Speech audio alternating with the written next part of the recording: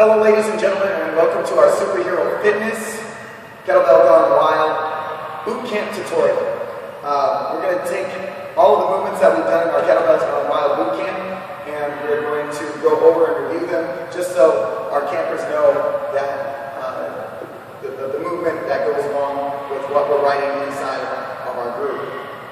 If you are not a member of our bootcamp, please make sure that you understand that many of the kettlebell movements that we are doing, if you are not taught properly, can be hazardous.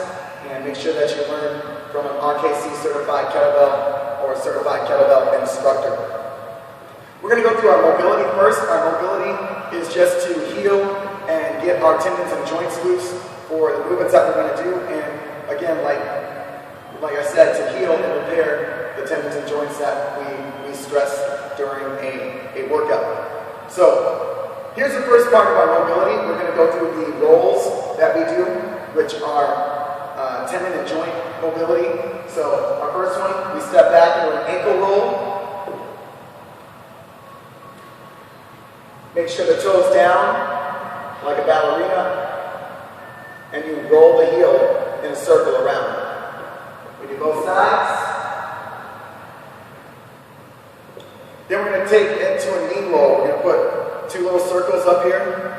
We're going to put those circles over our kneecaps. You're going to feel that little soft, squishy tendon in there. Legs together. We want to keep our back flat. No hunching over. Back flat. And make circles. You can make regular circles, go both ways. You can make a figure eight. Okay? Then we go to hip rolls. We go all the way around through our hips. Try to keep your knees locked out a little bit. Get full range of motion. Shoulder rolls. We go shoulders, either go forward or back. And then here's one I like to just call the Egyptian. One palm up, one palm down, and you just switch. Then we take it into lassos. My same hand, same leg, go back.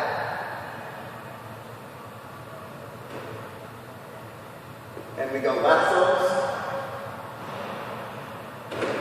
And those are the rolls that we do for our tendons and joints. I like these. These are heel to toe rocks. So we rock into the heel, rock into the toe, get real big. Now, you can take your heel to toe rocks into good mornings. So we go right down here. Really sit your butt back. Keep your back flat. Feel your hamstrings lengthen out. When you come back, if you got that balance, really sit into it. Go up into the toes, sit into it. Up into the toes, sit into it. If you really got your balance, open up. Sit into it. Open up. When you open up, only open up your chest, open up your arms. Don't lean too far back. Good mornings are very, very good to strengthen the back, stabilize the back, and also lengthen and strengthen and stabilize the hamstrings. It will also help you a little bit if you have that shin splint tendonitis going in from the knees down through your ankles. So the knees and shins, especially with the amount of running that we do in boot camp, we want to make sure that we take care of those knees and shins. The next ones are our hip sit complex. So sit is sitting down into this pose here. Comes from yoga. Don't want you to get too yoga focused, but get down here, really sit into it. You can actually grab your ankle to make sure that you're holding your balance a little bit. I don't need you to come into prayer pose. Just sit right down here. Now, I want you to watch what's happening from the side view. I'm sitting back, so my knee stays over my ankle. We don't want this to happen. Okay? I don't want you to hinge at your knee. I want you to hinge at your hip, sitting your butt back, and keeping your knee over your ankle. Alright? Knee up, or ankle up on that knee. We sit back. Again, we sit back. Okay? So, this is what it looks like from the front. We sit on one. We take our elbows, push out into our knees. Then we go sit on the other. Okay? Sit on the other. And then we go out into our knees. you might hold 8 count, 8 count, 8 count. All right? So make sure that you get that hip sit complex as deep as your range of motion allows, and really work on those hip flexors and the gluteus medius. The downward dog, upward dog, again, it's another yoga move, but I don't want you to get too yoga focused. Just do what you can do. In this position, what I want you to do is make sure that you're sitting your shoulders locked in the joint. So your shoulders should not be rolled forward, they should be locked in the joint. Your arms are going to go as locked above your head or above your ears as possible, and you're going to look your nose right straight down into your navel. What I'm looking for is a flat back, no curve, and then I'm looking for your legs to get as locked out as you can, sending your butt back, giving you a pelvic tilt backwards. Now, what I'm really looking for is more of the straight back. If you've got enough flexibility to press your heels into the ground, yeah, go ahead and do it. Downward dog, and then we're going to go upward dog or a cobra. So, downward dog right here.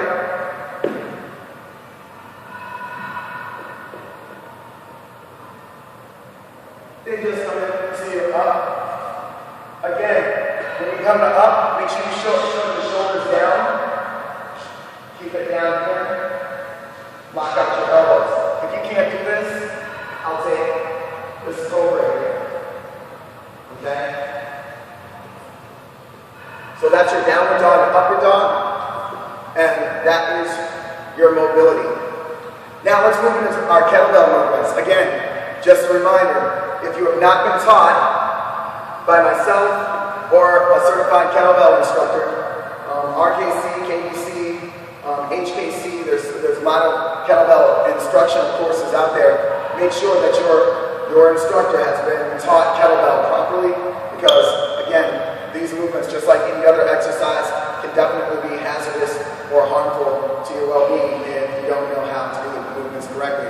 The first movement we're doing is a deadlift. Okay? When you do your deadlift, I want you to stand directly over your kettlebell. Okay? When you go down for your deadlift, I want you to make sure, please, go down with your knees bent. No straight-legged deadlifts. Okay? Kettlebell swings aren't straight-legged, so neither should your deadlift. Your deadlift is right here, and then you're going to squeeze up. You should be squeezing your glutes, squeezing your quads, your shoulders should be moved back, chest should be up. Okay? So when you go down, your knees should be bent. When you come up, everything should lock out. You should give me a biomechanical breath that comes from the top of your teeth.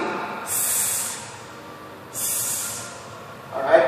So, when we go to our deadlift is going to just be a straight power deadlift. We come down, back straight, my nose is on the front mirror. I squeeze up. On the up, what happens is that biomechanical breath comes from beneath your diaphragm, and it tightens up your tummy, it stabilizes your back. So you want this to be straight, you want to look like a pillar when you're finished with your deadlift. It looks like this.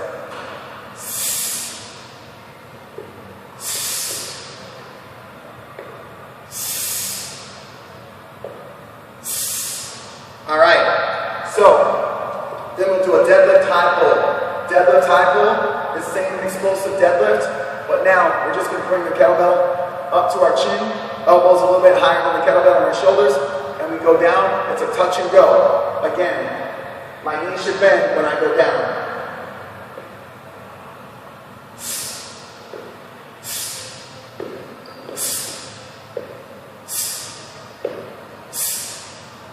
Alright?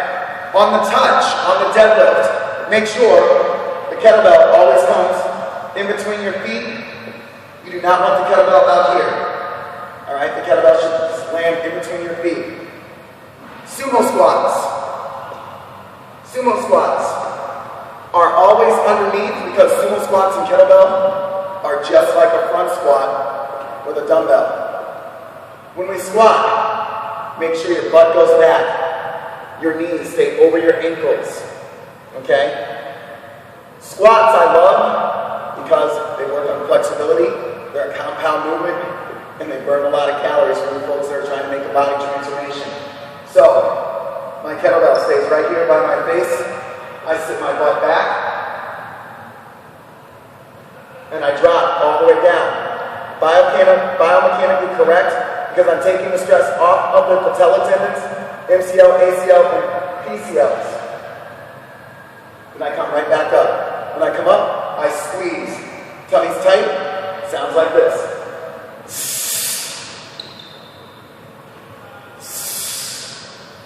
All right? So, that is your kettlebell deadlift and your sumo squat.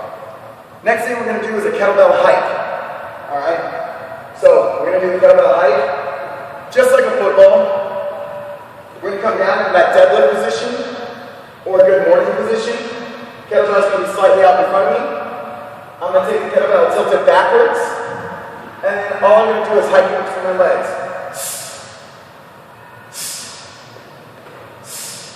What I don't want to see is that back to curve up. It should not look like you're trying to puke, okay? So, your back is not going to do this, okay? It stays flat. You might have to lower your butt or raise your chest, depending on how long your arms, legs, or torso are. So you got to adjust yourself so you can hike it, still looking at the front mirror or looking in front of you. Kettlebell swings. Kettlebell swings are explosive deadlifts, Kettlebell swings are explosive deadlifts, and the big thing with the kettlebell swing is that the kettlebell should never go below your knees, and right now we're looking for it to come to our chest. Okay, our chest starts here, so that's all we need to go. Once you get more advanced, you can start doing it bigger. Alright, so proper kettlebell swing pickup is either from straight over the top or from that hike position. Okay? So picking up the kettlebell properly from the hike position, we hike it, then start to swing it. So, tilt it back, hike it, we start to swing it. What I'm looking for is a straight up stand. Okay? When you come up, you should be standing straight up. There can be some dorsal flexion in the ankle, so that means I'd be leaning back just a little bit, but I'm not hyperextended in my back. This is no good. No good. Shoulders stay rolled back. Biomechanical breath at the top. Lock out the knees, lock out the glutes, lock out the quads. Shoulders stay back. My nose stays on the front mirror. Watch again.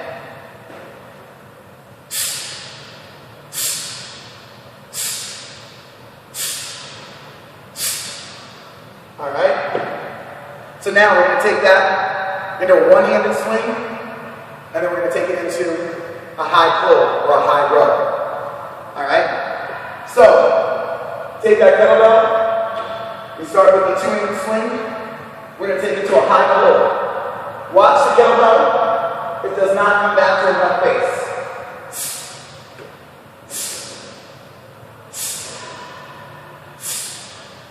Okay? Let me show you from the front. Kettlebell swing into a high pull.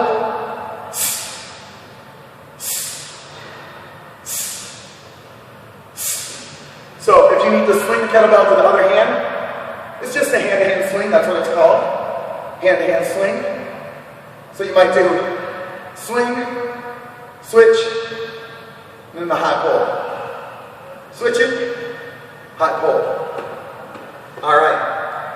So, kettlebell swings, kettlebell hikes, high pulls. High pulls going to the snatch. We'll get to those in a second. Now, kettlebell cleans. Power cleans, hanging cleans. So the power clean, again, we start the kettlebell right in between our feet. The kettlebell clean is like you're zipping up your coat and then taking a drink of water. It should not be out here. It should not be away from your body. The power of your legs makes that kettlebell weightless and it leads your hand through. Alright?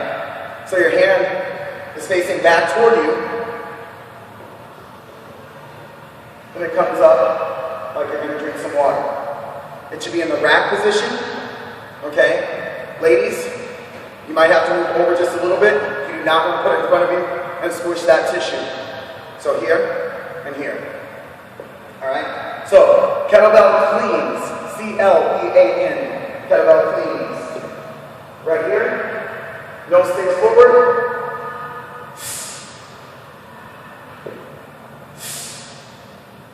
Again, knees stay over ankles, butt goes back.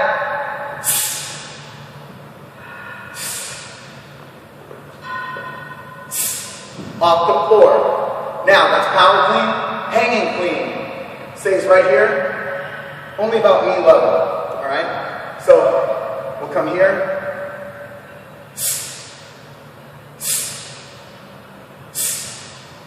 All right?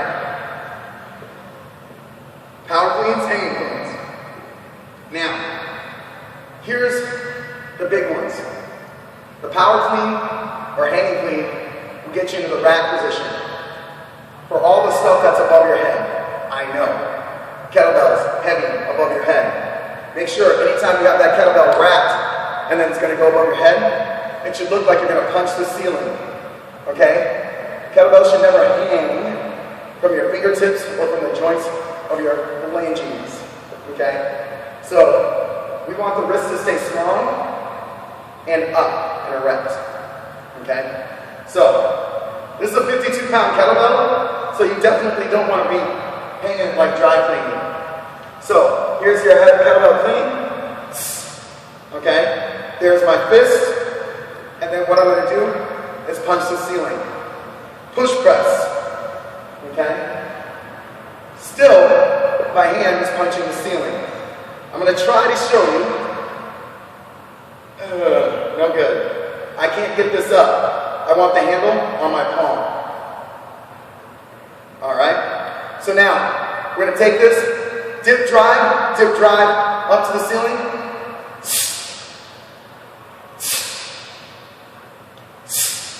And lock out. Lock out through the elbow, through the shoulder, through the obliques. And you've got a good power or push press, okay? That lockout makes everything engage. So make sure on your push press, this is our push press, that everything is engaged. All the way from the quads, through the hips, through the obliques, erectus abdominis, get locked out in the shoulder, elbow, and wrist, okay? That's our push press. Now, we go from our push press, and we can go right into the windmill, the kettlebell windmill. Now, when we do the windmill, both feet are going to turn the same direction. If my kettlebell is in this hand, this leg is locked out. This leg is bent. The hinge is at the hips, not at the knees. So I don't want to see you doing this. No good. That knee needs to stay over where? You got it, the ankle. So, my movement is right here. Kind of like I'm a little teapot. That's where my range, that's where my hinge is. If I don't have good range from here, that's fine. You go where you can go. So, how do I get it up there? Clean it, then push press it. Turn the feet. When I come up, I always look at the kettlebell anytime it's above my head. This hand guides me down the middle or inside leg. And I go down to where my range of motion is. All right? That's level 1. Level 2, hand behind you.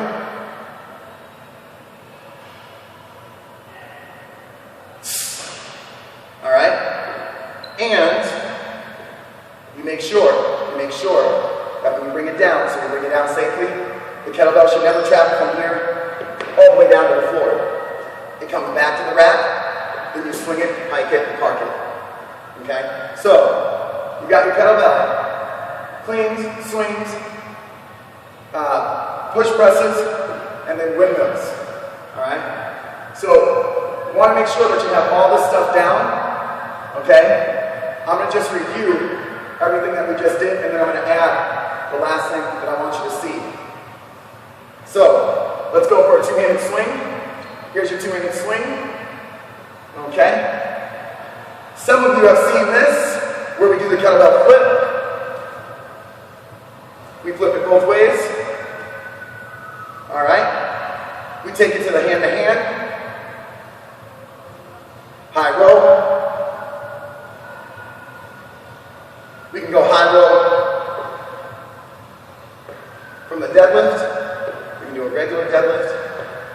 deadlift high row. Then we can bring it to a clean.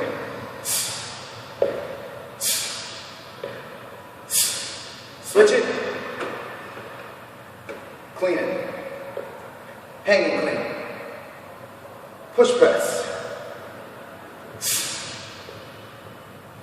Windmill. Level 2.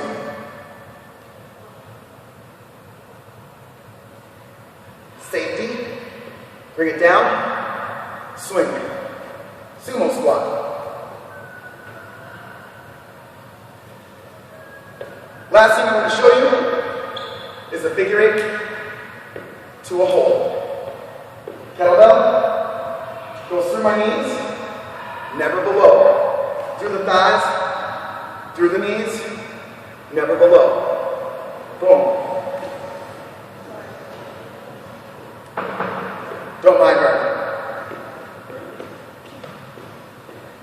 Alright, so now we go from the kettlebell figure 8 to a hold. Alright, so kettlebell figure 8 to a hold is right here. Here's figure 8. Here's the hold.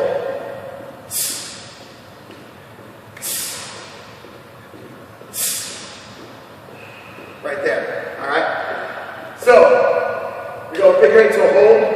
Then the last one is kettlebell swing in the lunge position. So, our kettlebell swing starts here. Now we just step back in the lunge position. Make sure that kettlebell goes back through the thigh, never below what? The knee. Why not the knee? Because this is what happens. It goes below the knee, you start to reach. You have your thoracic part of your spine bending. We don't want that. Time out. So, our kettlebell swing.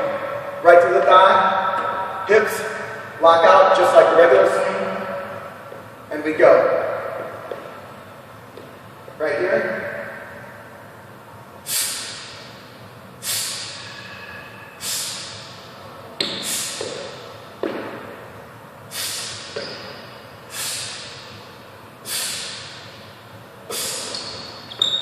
All right. Those are your movements for our kettlebell boot camp. Superhero Fitness, kettlebells gone wild. Got any questions? Message me. Have a great day.